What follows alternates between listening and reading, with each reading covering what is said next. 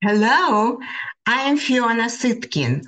Welcome to my channel, The Bridge for Women Worldwide. This is a new episode of my Stories of My Life series. It's about the big fat Ukrainian wedding.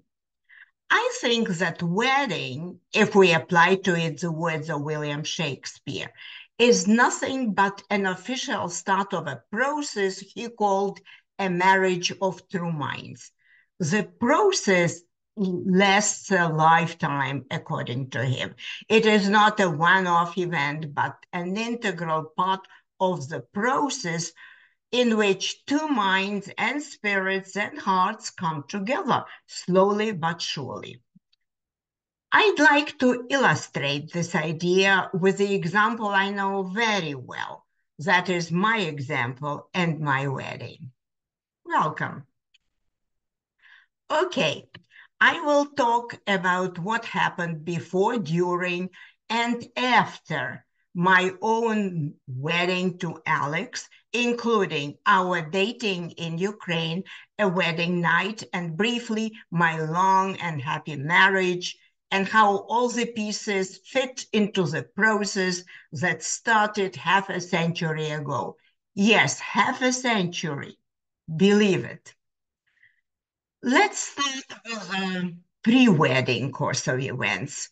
Alex and I dated for 3 years while studying at the Uzhgorod National University, Ukraine. Even before that, we graduated from the same high school, the famously top reputation school number 3. On one cold day in December, we met by chance at the regional library reading. And then Alex saw me home. All I remember is that he talked and talked and talked all the way. For the next 3 years, Alex was often waiting for me to come out of the university building after classes in a small crowd of other English department students, and this was in front of the ancient Uzhgorod castle converted into a museum, a beautiful scenery. The meeting crowd consisted of all kinds of student boyfriends from the departments of physics and mathematics, medical, philological, etc. The boyfriends usually accompanied the girls home or to the library, helping with the heavy bags of books and stuff, and catching up on current events along the way. It was a nice courtship, this habit.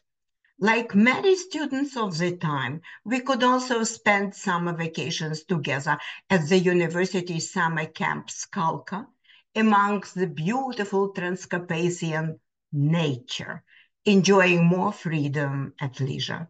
One winter, Alex and I went together to St.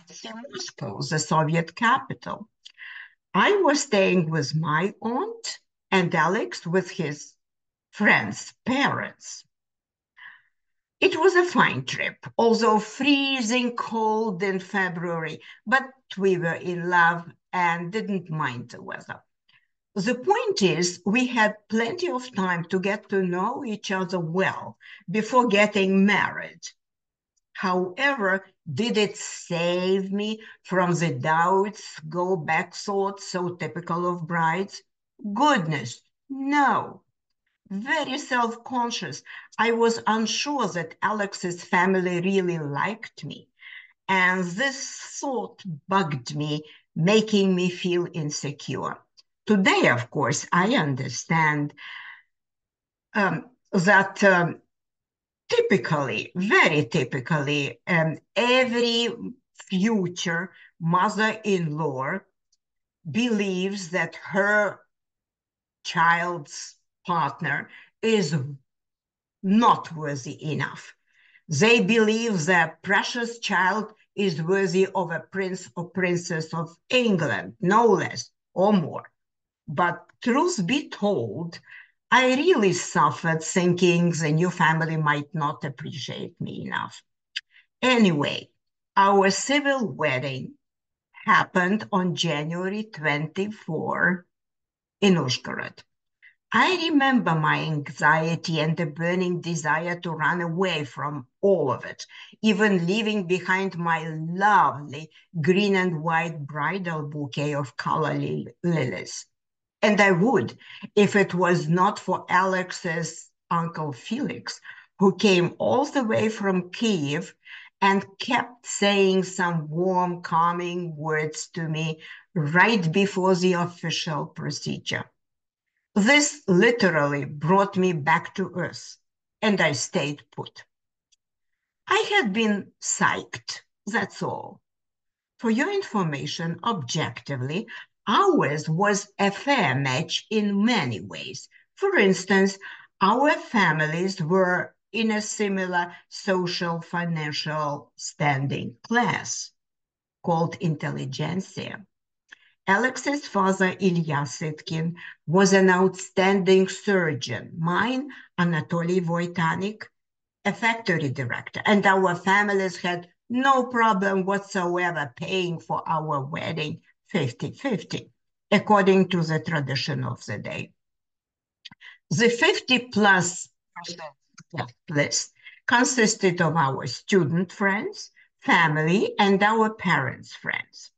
They all sat down to a lavishly laid table, a Ukrainian, Hungarian, Transcarpathian style, with very rich cuisine. What attracted attention, and you will hardly believe it, was the oranges in many tall vases. Were they ordinary at the time and place? Goodness, no. Very unusual. Life behind the Iron Curtain in the Soviet Union meant that the imported tropical fruit was sold only in Moscow, the capital. And it was a special favor to get oranges in our provincial city.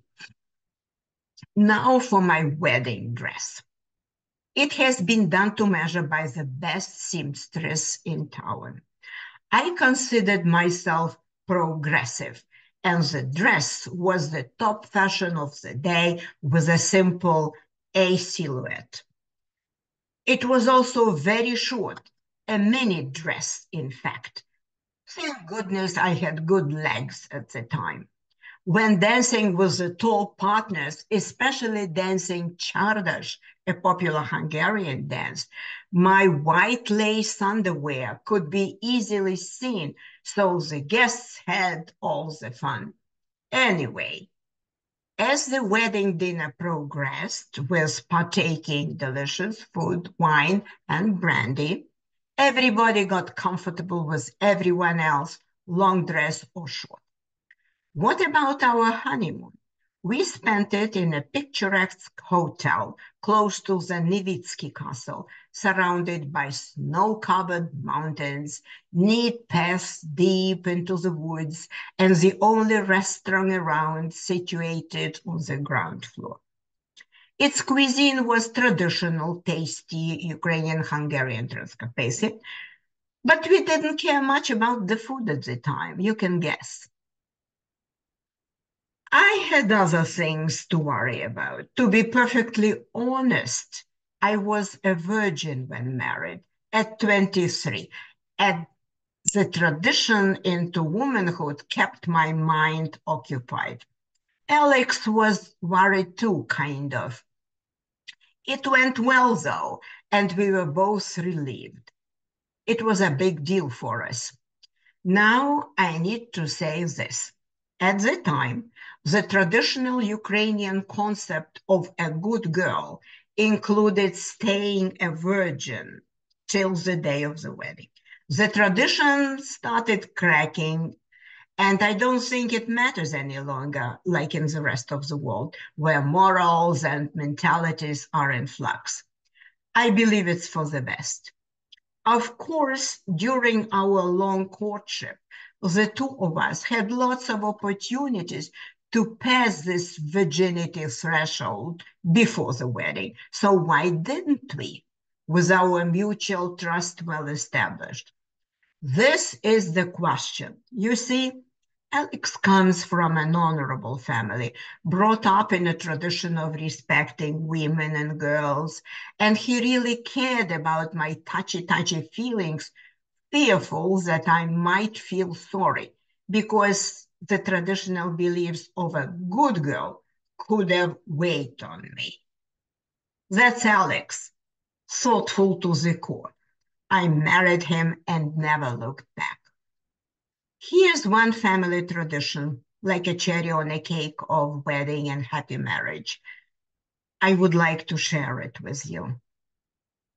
It goes back many years now. Every morning, I wake up to see a cup of espresso carefully placed on a bedside table by Alex.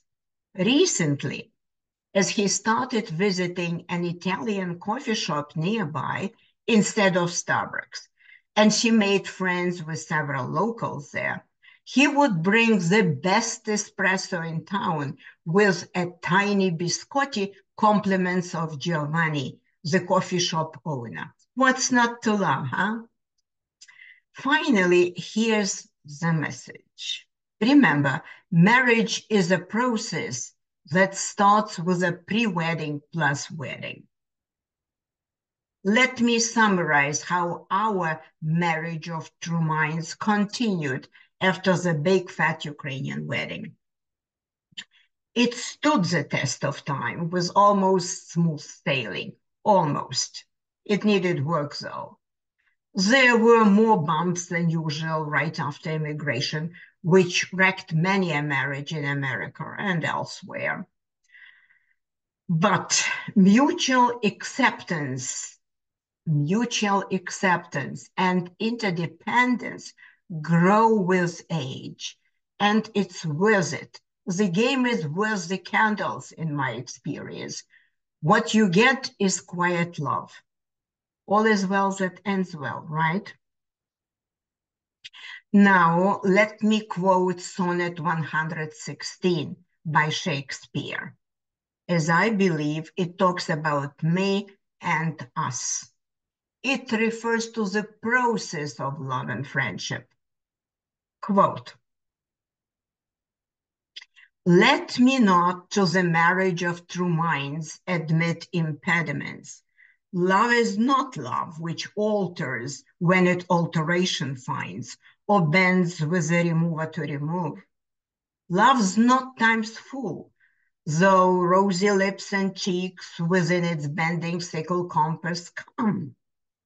Love alters not with his brief hours and weeks, but bears it out even to the edge of doom. If this be error and upon me proved, I never writ, nor no man ever loved. End of quote. I just love Shakespeare. Thank you for listening, friends. Good luck following me and subscribing. Please share your thoughts about love and marriage, okay? I am interested to hear from you. Very interested. Bye-bye from now.